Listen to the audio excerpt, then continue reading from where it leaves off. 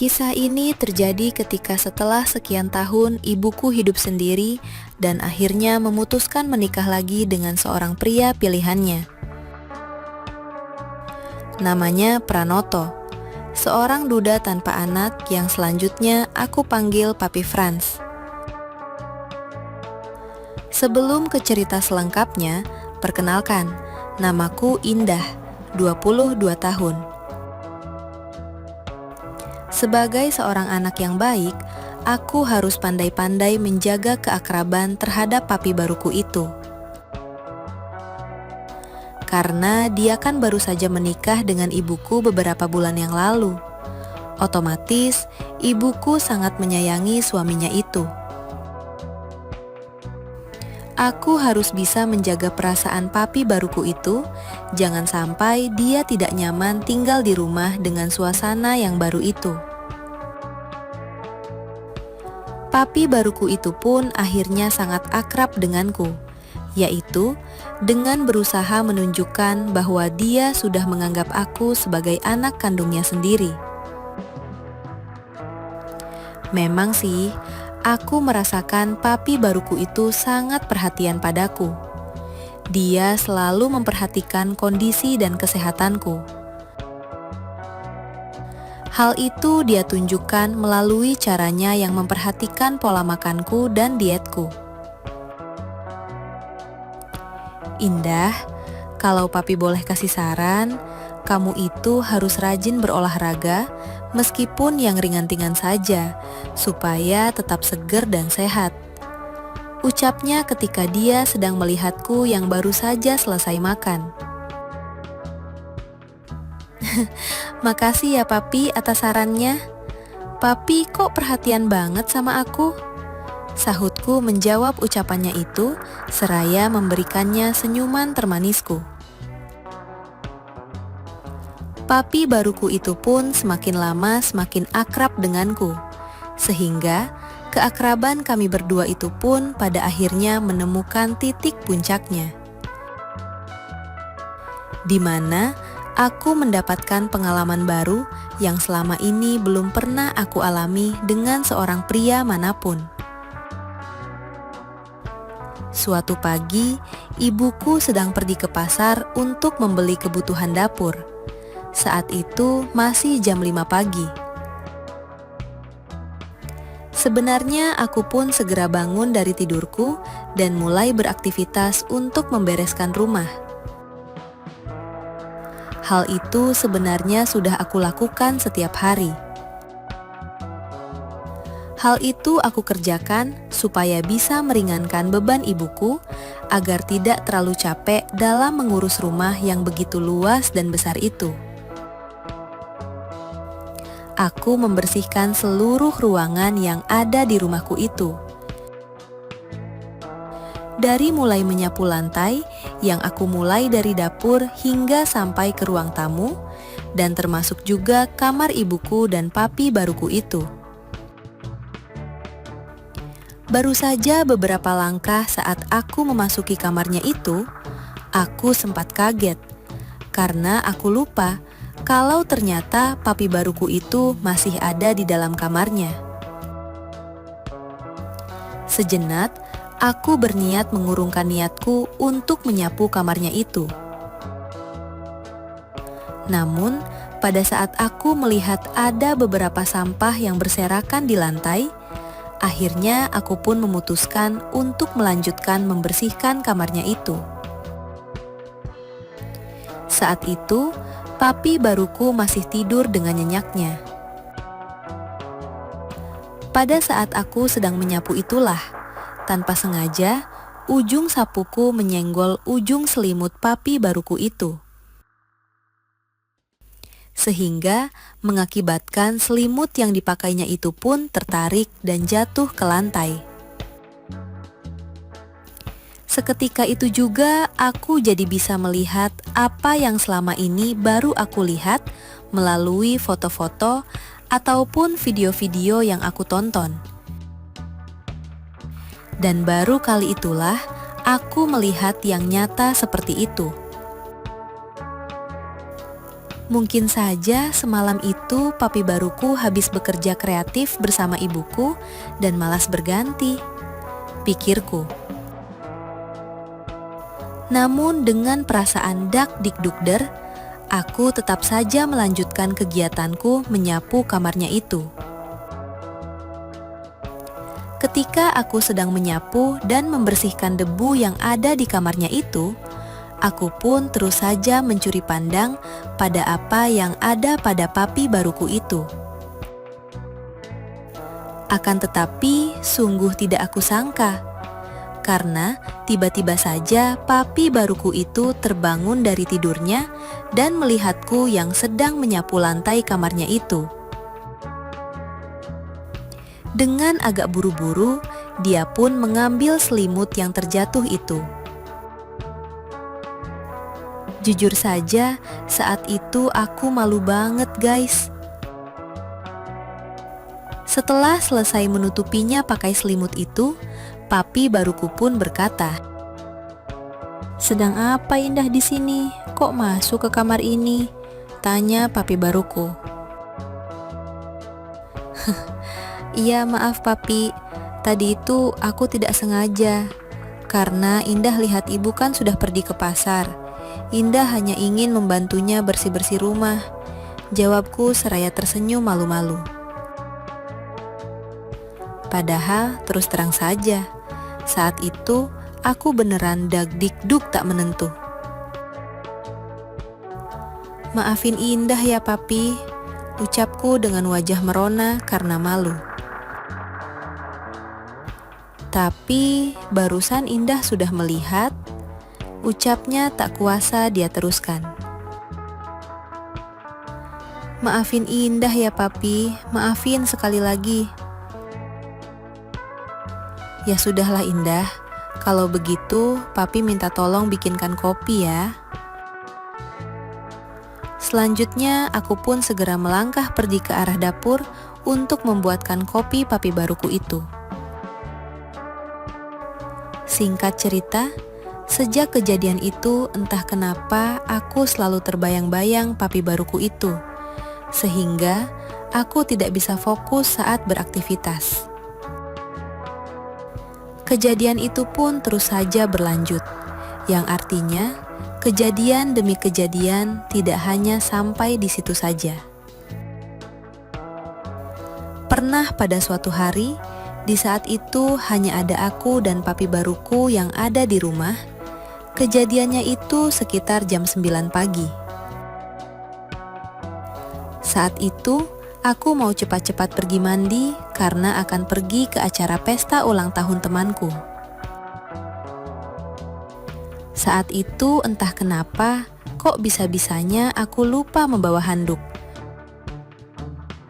Sehingga ketika selesai mandi, dengan segera aku pun memanggil ibuku untuk minta tolong agar mengantarkan handuk untukku. Ternyata saat itu ibuku sudah berangkat kerja. "Ada apa Indah?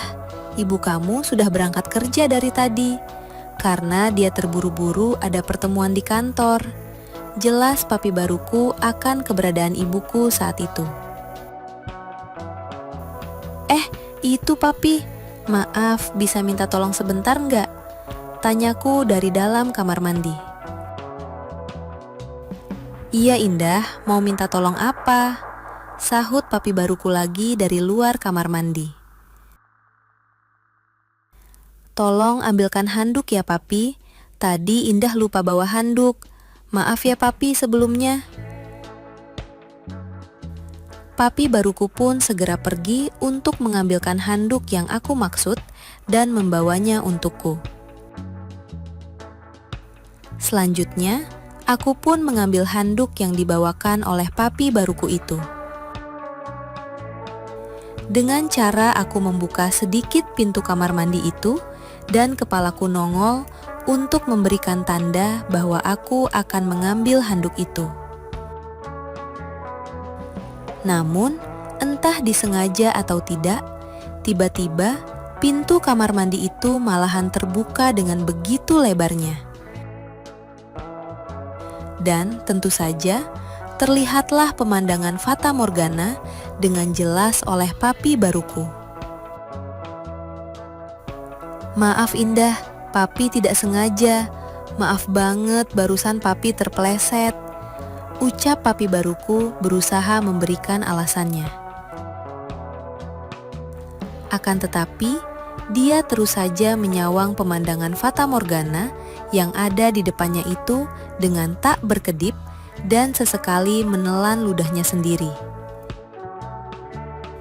Dalam hati aku pun berkata, sepertinya papi baruku ini memang sengaja mencari-cari kesempatan untuk bisa melihatku dalam keadaan yang seperti itu.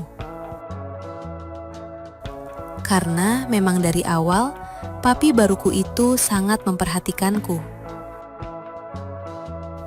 Setelah kejadian beruntun itu, aku pun bisa melihat kalau gerak-gerik papi baruku pun mulai sedikit aneh terhadapku. Dari yang secara diam-diam dia sering memperhatikanku, bahkan sering aku lihat dia dengan kagum melihatiku dari kejauhan. Hingga pada suatu hari, papi baruku itu mendatangiku pada saat aku sedang duduk-duduk santai di taman belakang rumahku. "Indah sedang apa?" Papi, enggak kok papi. Ini Indah lagi melihat ikan-ikan yang ada di kolam itu. Sini papi, silahkan duduk," tawarku. Dengan senang hati, papi baruku itu pun menerima tawaranku dan ikut duduk di kursi bersamaku. Hari itu, papi baruku mengajak aku ngobrol ngalor ngidul dan bercerita banyak hal sembari bercanda ria. Perlahan namun pasti, aku pun menjadi semakin akrab dan terhibur olehnya. Pada saat sedang asik-asiknya mengobrol itu, tiba-tiba saja cuaca mendadak hujan. Akhirnya kami memutuskan untuk melanjutkan obrolan kami kedua itu di ruang keluarga. Pada saat itu, ibuku sedang pergi keluar kota untuk suatu keperluan kantornya. Hujan itu pun semakin deras, sehingga obrolan kami pun tidak bisa lagi terdengar dengan jelas. Kemudian, kami berdua memutuskan untuk masuk ke kamar masing-masing saja. Akan tetapi, pada saat aku sudah berada di kamarku, kondisi sudah mulai sedikit seram. Karena saat itu sedang turun hujan dengan begitu derasnya, yang disertai suara guntur yang begitu keras, sehingga sedikit membuatku takut. Secara bersamaan, tiba-tiba saja terdengar suara guntur yang begitu keras. Aku agak ketakutan juga saat itu. Karena posisi kamarku yang berada di posisi paling ujung, dengan semakin panik, akhirnya aku memutuskan untuk memanggil papi baruku. Tok, tok, tok, ku ketuk pintu kamarnya. "Papi, Indah takut nih," rajukku. Tidak lama kemudian, papi baruku pun langsung membuka pintu kamarnya. Setelah papi baruku itu ada di depanku, aku pun bilang kalau takut di kamar sendirian. Sungguh aneh bin nyata. Pada saat itu, tiba-tiba saja mendadak mati lampu. Dengan segera, papi baruku mencoba mengecek listriknya, dan ternyata memang saat itu sedang ada pemadaman. Ya sudah Indah, kalau begitu Indah tidur di sofa yang ada di ruang tafe saja ya, biar papi bisa temenin di sana, usulnya. Tapi papi, ini kan kondisi rumah masih gelap. Indah beneran takut ini. Papi kan tahu kalau aku fobia sama kegelapan, jelasku. Ya sudah, Indah jangan takut. Sebentar ya, papi ambilkan lampu darurat di belakang, ucapnya seraya memegang kedua bahuku untuk memberikan rasa ketenangan bagiku. Sebenarnya, aku sendiri bisa saja mengambil lampu darurat itu dan menyalakannya. Akan tetapi, entah kenapa, malam itu aku jadi manja begitu sama papi baruku itu. Mungkin saja karena papi baruku itu kan sudah melihat semuanya pada saat dia mengambilkan handuk waktu itu. Jadi aku sudah tidak merasa canggung lagi ketika bersamanya. Setelah beberapa saat kemudian, papi baruku pun telah kembali dari mengambil lampu itu. Aku bisa melihat dari kejauhan kalau papi baruku itu mencoba mencuri-curi pandang terus padaku. Karena malam itu aku memang hanya menggunakan baju tidur bermotif Upin Ipin. Ini lampunya indah, sekarang sudah tidak gelap lagi. Jadi silahkan tidur ya. Selamat tidur, semoga mimpi indah. Iya papi, makasih banget. Maaf ya sudah ngerepotin, ucapku seraya senyum-senyum di keremangan cahaya lampu darurat itu. Belum juga 1 menit aku mencoba untuk tidur, lagi-lagi suara guntur terdengar lagi dengan begitu kencangnya sehingga menakutkanku di malam itu. Akhirnya aku pun dengan nekat memutuskan untuk ikut tidur saja di dalam kamar papi baruku itu. Loh, Indah, kok malahan ikut tidur di sini? Jangan Indah, nanti kalau ibu kamu sampai tahu kita tidur dalam satu kamar, bisa-bisa ibumu berpikir yang tidak-tidak tentang kita berdua. Jelas papi baruku dengan senyumnya yang penuh arti. Papi baruku terlihat kalau malam itu sedikit takut dan ragu melihat tingkahku yang seperti berusaha memberinya kesempatan. Tenang saja papi, Indah jamin kalau ibu tidak akan marah. Percaya deh sama Indah. Please, Indah mohon malam ini saja papi. Karena malam ini Indah beneran takut tidur sendirian dengan suasana hujan deras seperti ini, apalagi mati lampu. Rajuku sedikit memelas supaya diizinkan oleh papi baruku itu. Ya sudah kalau begitu, Indah silahkan tidur saja bed itu, biar papi tidur di bawah saja. Kasihan kalau kamu harus tidur di lantai, dingin nanti. Usul papi baruku seraya dia turun dari bed. Awalnya aku menolak penawarannya itu. Akan tetapi, karena papi baruku itu terus saja menyuruhku tidur di atas, akhirnya aku pun menurutinya. Malam itu, aku dalam waktu relatif singkat, aku sudah tertidur dengan begitu nyenyaknya. Akan tetapi, di saat aku tengah tertidur pulas itu, tiba-tiba saja ada goncangan pada tempat di mana aku tidur. Rupanya di sebelahku sudah ada papi baruku itu.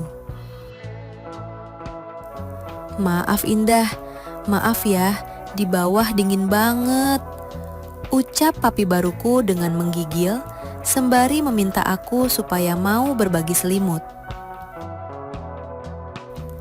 Aku yang saat itu dalam kondisi setengah sadar dari tidurku pun berucap,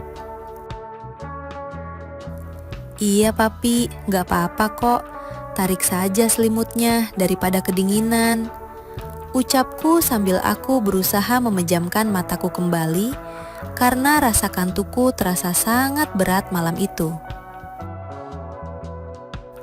Suara hujan dan tiupan angin di luar rumah pada malam itu membuat selimut yang ada tidak mampu mengatasi hawa dingin yang mulai begitu merasuk ke tulang.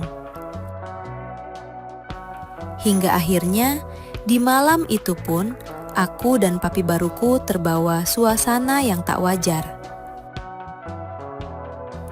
Hingga akhirnya terjadilah satu peristiwa yang tak pernah aku duga sebelumnya akibat usaha papi baruku mengusir dingin. Aku sendiri sebenarnya tidak pernah membayangkannya kalau keakrabanku dengan papi baruku akhir-akhir ini akibatnya akan sejauh itu.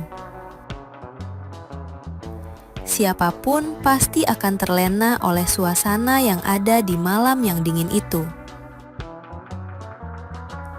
Ditambah lagi kondisi rumah yang tidak ada orang lain kecuali kami kedua. Malam itu aku dengan papi baruku bekerja kreatif hingga berkali-kali karena suasana yang bisa dibilang sangat dramatis itu. Berawal dari rasa dingin hingga menuju rasa hangat yang luar biasa. Bahkan apa yang aku alami di malam itu membuatku sadar kalau ternyata papi baruku memang luar biasa. Pantas saja ibuku mau menikah dengannya.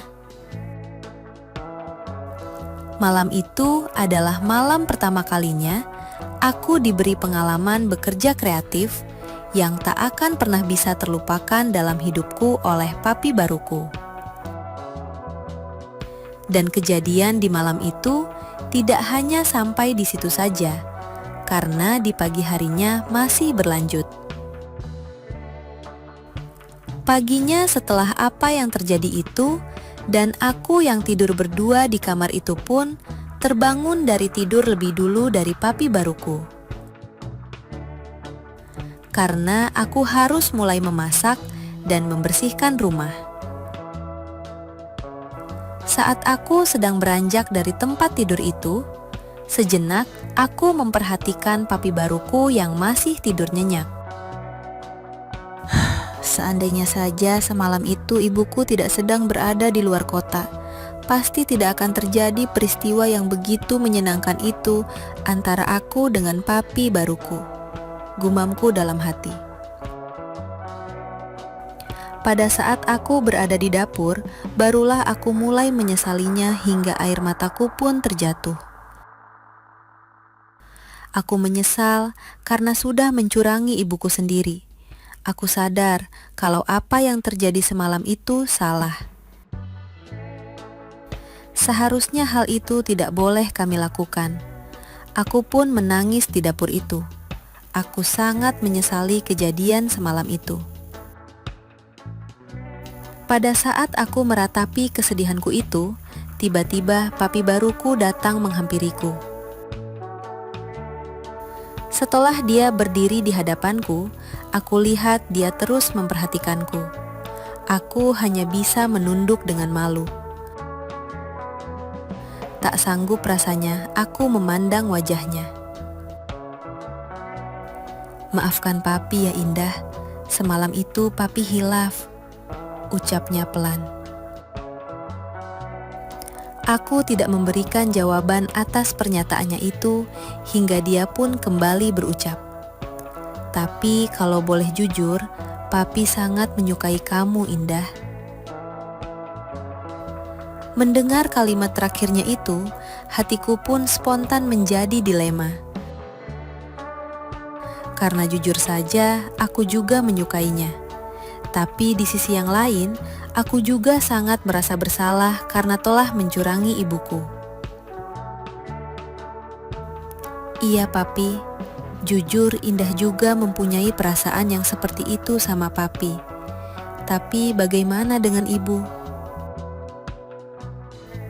"Semua itu tergantung kita berdua, Indah. Kalau mau aman, kita harus pandai-pandai menjaga rahasia kita ini. Papi baruku dengan pandainya mulai berusaha menggoyahkan imanku kembali. Sehingga hatiku yang sudah tertutup dengan rasa kekagumanku padanya, itu pun akhirnya mengiyakan semua kemauan papi baruku itu. Semakin hari, aku semakin memiliki perasaan sayang kepada papi baruku itu.